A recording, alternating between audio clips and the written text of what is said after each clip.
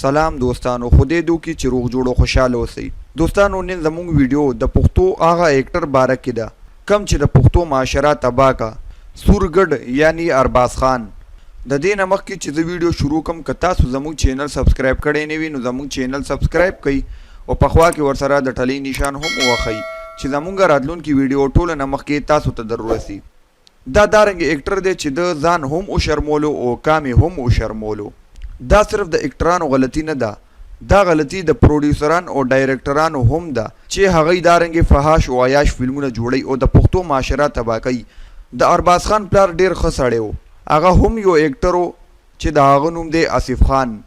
خو د پلار هم وشرمولو او خپل خاندان هم وشرمولو او دې دارنګې فلمونه جوړوي چې د پښتو نوي زلمي تباه کړل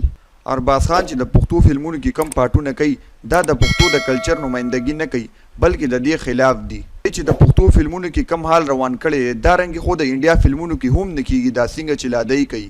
ارباز خان خو دا رنګ شرمېدلې سړی دی چې د مجرې والي او پنجابۍ جینۍ سره واده کړی دی چې نوم یې خوشبو دی هغه چې په مجره کې کم قسم ډانسونه کوي خیر هغه ستا خپل کار دی ډم هم ډم سره خوشاله وي اوس زموږ تا ته دا وینا ده چې ته سم شه سم پښتون شه او د پښتو کلچر مه تباه کوه ځکه چې ستاسو د لاسه نوی نسل تباه شو ستاسو د لاسه د نن سبا نسل ګریوان کولاو پنسه اوچته په لاس کې تماچه او په خوله کې سرګټ وي هغه ستاسو د لاسه ته چې فلمونه جوړې ته فني فلمونه جوړ کا ته دا د بدماشۍ فلمونه مه جوړوه ځکه چې ستاسو د لاسه پښتنو ته پنجابیان په غلط نظر سره ګوري او تا خپله هم پنجابی وکه ارباز خان ډیر زیات ښه اکټر دی ځکه چې د په اردو ډرامو کې هم ډیر ښه کار کړی دی خو د چې اوسو روپو دپاره د پښتو دارنګې فلمونه جوړ کړل چې په هغې کې دی فحاشي کوي او عیاشي هم کوي او په خوله کې سرګټ ګریوان کولو او د بربنډ جنکو سره ډانسونه کوي نو دا د سره نه جوړیږي ځان نه سورګټ جوړ کړی دی او دارنګې کارونه کوي زموږ ویډیو د چا زړه ته دوک رسول نه دي بلکې تاسو ته حقیقت ښودل دي نو امید لرم دوستانو چې ستاسو به زموږ دا ویډیو خوښه شوي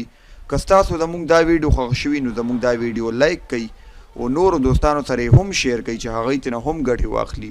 راتلونکي ویډیو پورې د الله په امان کوي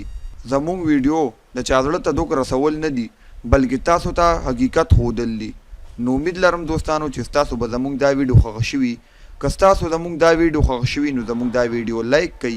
او نورو دوستانو سره هم شیر کوي چې هغوی ترې هم ګټې واخلي راتلونکي ویډیو پورې د الله په امان